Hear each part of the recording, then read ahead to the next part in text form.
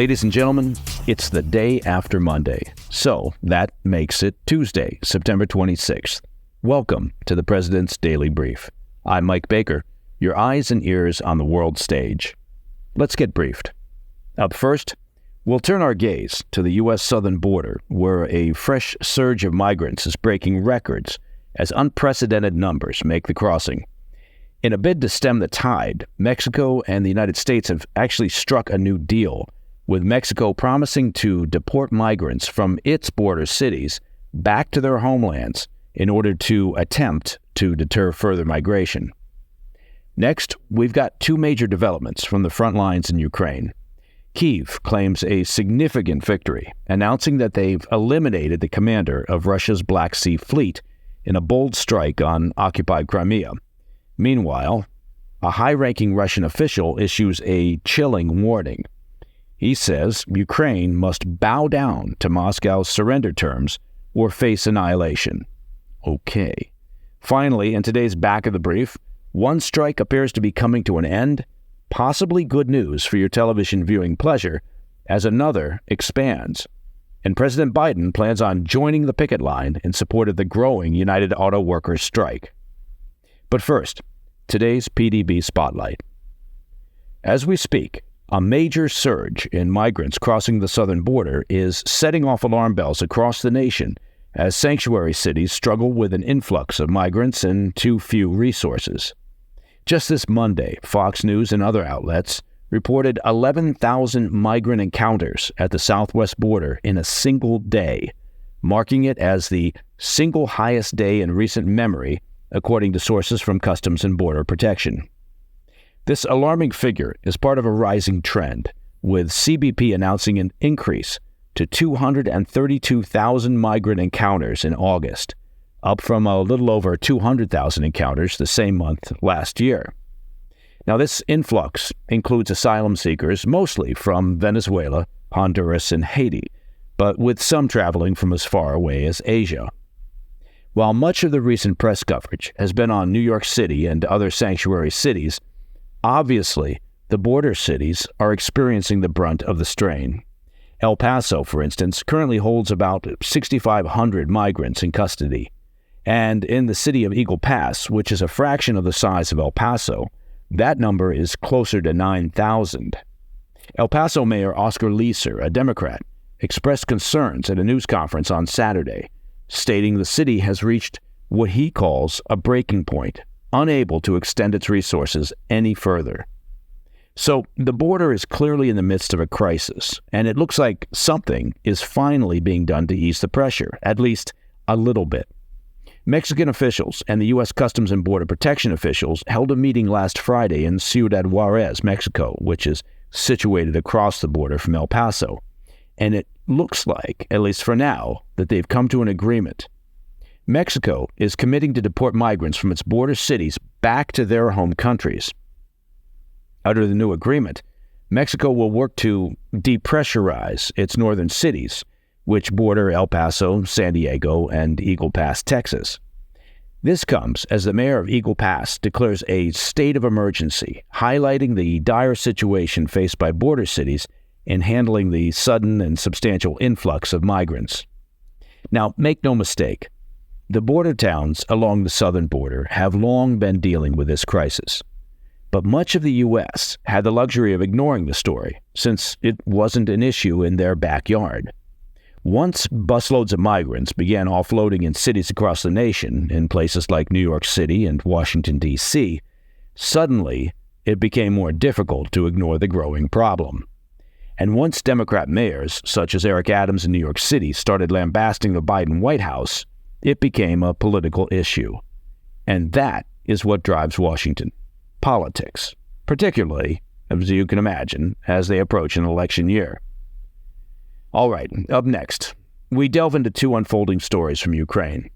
The nation asserts a bold victory, alleging the termination of the commander of Russia's Black Sea Fleet in Crimea. However, this triumph comes as a top Russian official issues a stark warning. Ukraine, he says, must capitulate on Moscow's terms or face extinction. I'll be right back.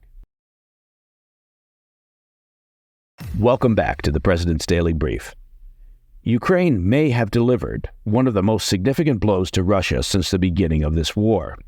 The Ukrainian military is claiming that Admiral Viktor Sokolov, the commander of Russia's Black Sea Fleet, was killed last week in Crimea along with 33 other officers. Sokolov allegedly fell victim to Friday's missile strike that targeted the Black Sea Fleet's headquarters in the city of Sevastopol. To put this loss into perspective, the last time a Russian fleet commander was killed in action was when Admiral Wilhelm Wittkef met his fate, a staggering 120 years ago during the Russo-Japanese War. You're welcome for the obscure yet scintillating bit of history there. Now, according to Ukrainian officials, the attack was timed specifically to hit when a gathering of naval officials was in session at the fleet's headquarters. In addition to the problems that come along with losing a fleet commander, this latest blow demonstrates two major vulnerabilities for Russia. First, Russia's air defenses were unable, apparently, to prevent a pair of British-supplied Storm Shadow missiles from piercing the roof of the naval headquarters. You have to ask, if Russian air defenses can't reliably defend a city as important as Sevastopol, what can they defend? And second, despite Russia's claims to have annexed Crimea in 2014, the territory still teems with residents staunchly identifying as Ukrainian, endangering Russia's operational security within the region. If the reporting is correct, and the targeting did result in Sokolov's death, along with dozens of other fleet officers, this is a significant moment in the conflict. Over the past almost 2 years of conflict, Putin has suffered a staggering number of losses of senior military commanders.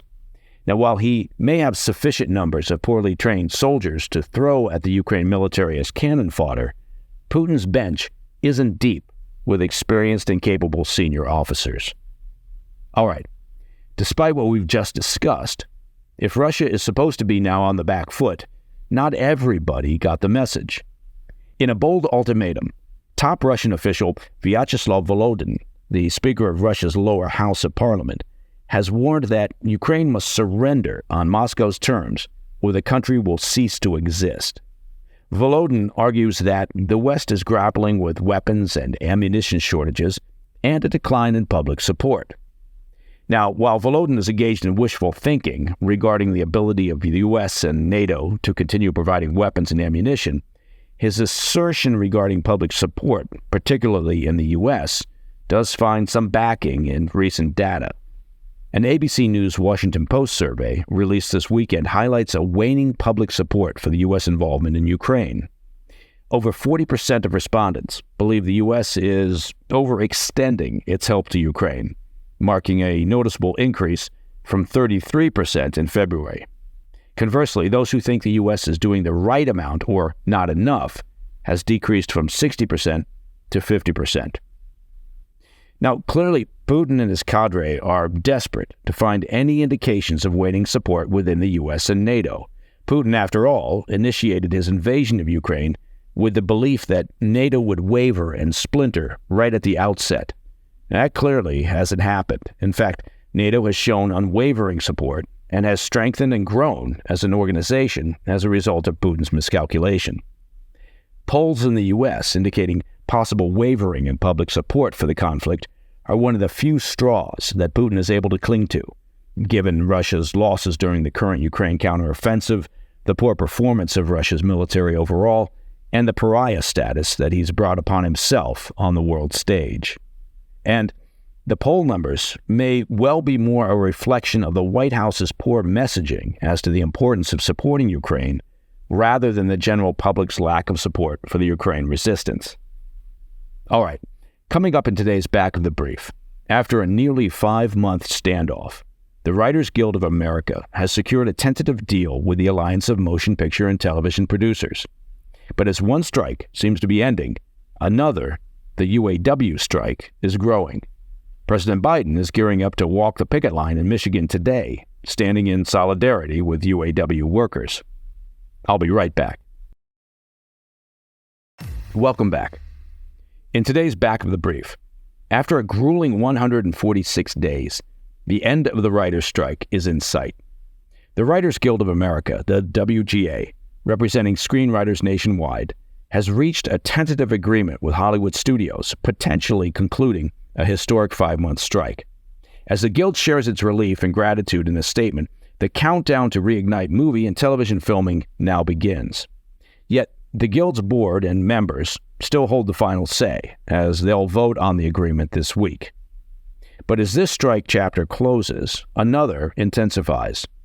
The United Auto Workers continue their standoff with the big three car makers, expanding the strike to 38 parts distribution centers affecting General Motors and Stellantis.